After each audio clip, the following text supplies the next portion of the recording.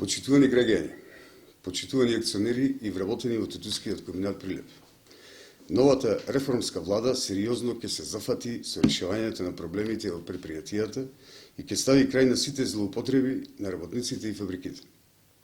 11 годишното криминално и коруптивно раководење на кадрите на Никола Груевски во Тутускиот комбинат Прилеп резултира со целосен финансиски колапс на комбинатот и несигурна иднина на вработените.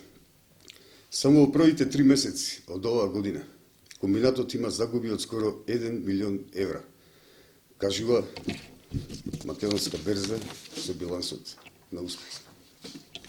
Во меѓувреме, растат долговите, се раскрчмува имотот, акционерите останаа без своите акции, а во последните 2 години без работа остана и околу 600 вработени лица.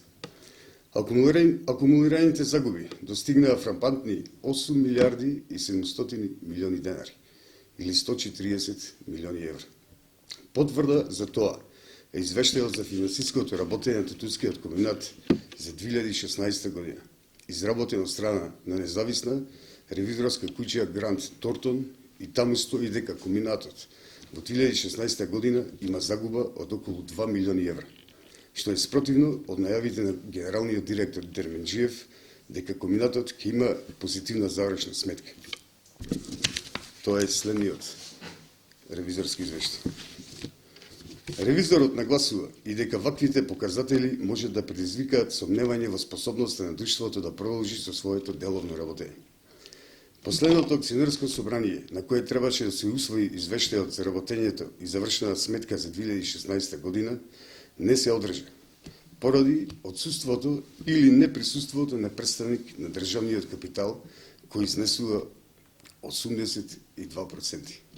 Затоа, согласно законите, ги повикуваме членовите на бордот директори да не носат одлуки, бидејќи повеќе не се легитимни и за сите донесени одлуки ќе сносат одговорност.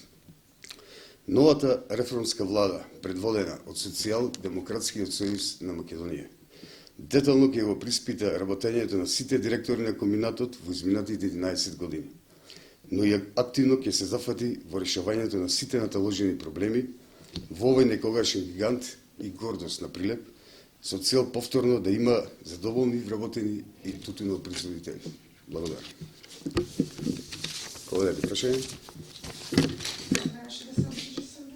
Па собранието минатиот четвртак, кога ще се сеќавам, минатиот четвртак беше така, беше закажано пред 15 дена, но првиот пат не се одржа, го презакажаат за наредната недела, за минатиот четвртак, и не се одржа, бидејќи не дојде представник од државниот капитал. Вкупно присутни акционери на тоа собрание имаше 6,9%. И сите одлуки кои ќе бидат донесени, ќе бидат нелегитимни, затоа не се одржа собранието. Се чека формирање новата влада да постави свој повереник, свој представник.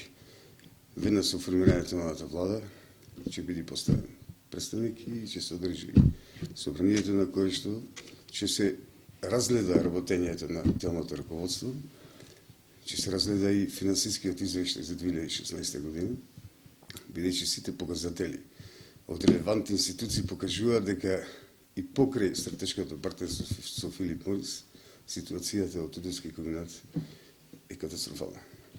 Ние како Прилеп не смееме тоа да се го дозволиме, еден гигант, бидејќи нема семејство во Прилеп кој нема видено аир од оваа компанија и мора сериозно да се заложиме таа компанија да ги достигне оние години на работење како и во минатото. Забелешка, не знам како ќе ви коментарам, до сега новинарите не може да собранието. Забелешка од мене, бидејќи тоа го следам, ако може во наредните собранија да учествуваме, да бидеме дел, затоа што од прераскажано и кажано е друго, а не директно да се види таму што се случува. Вие сте сведоци дека последниве години Социјал-демократскиот сојуз е максимално транспарентен во сите своји постапки, активности, водење кампањи и така натаму. Бидете сигурни дека во иднина ќе имате посебен пијадестал на одржување на тие акционерски собрања, бидејќи се работи за јавност. Личи државен капитал. Така е, Инаку така. ако е приватна Точно, фирма, много точно, не точно, интересира. точно. И оставам сега, например, да ја товариш другата страна, нема да ги добиш. Точно. Може би ти ќе Максимално ќе бидеме отворени со работа. Може би ќе ги добија. Молам. Ама